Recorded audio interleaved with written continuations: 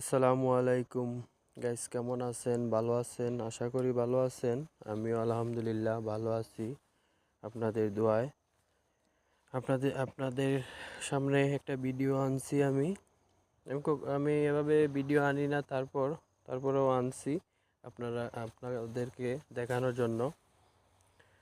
এই যে দেখতেছেন, আদা, প্রথম হলো গিয়ে চাউলের গুঁড়ি।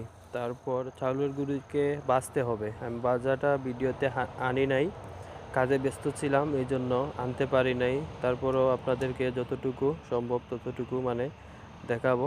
এই যে প্রথম ছাড়া হচ্ছে, প্রথম ছাড়ছেন আদা, তারপর রসুন, তারপর পেঁয়াজ, তারপর আপনারা দেখেন কি কি এখানে দেওয়া হয়। এই তো পেঁয়াজ এখন ছাড়তেছেন। নিচে আছে আপনার চাউলের গুঁড়ি।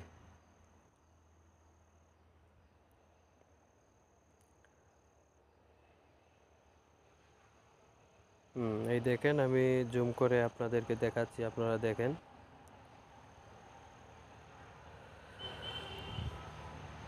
এই দেখা যাচ্ছে চাউলের গুঁড়ি, রসুন, আদা, পেঁয়াজ, আরও আছে এই যে ধনিয়া পাতা, আমাদের সিলেটে বলে যে বাকর পাতা।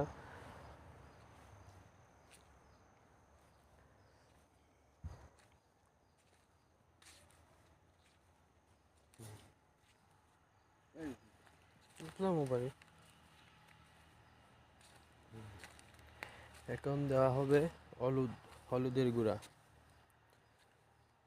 হলুদের গুঁড়া এই মুহূর্তে এখন চারা হবে।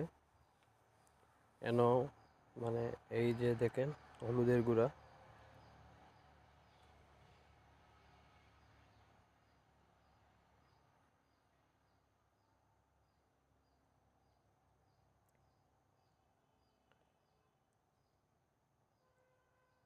এখানে সিন্নি হবে 50 থেকে 55 কেজি।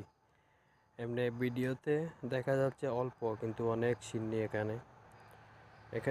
এই সিন্নির অনেক কাজ এখনো রয়েছে।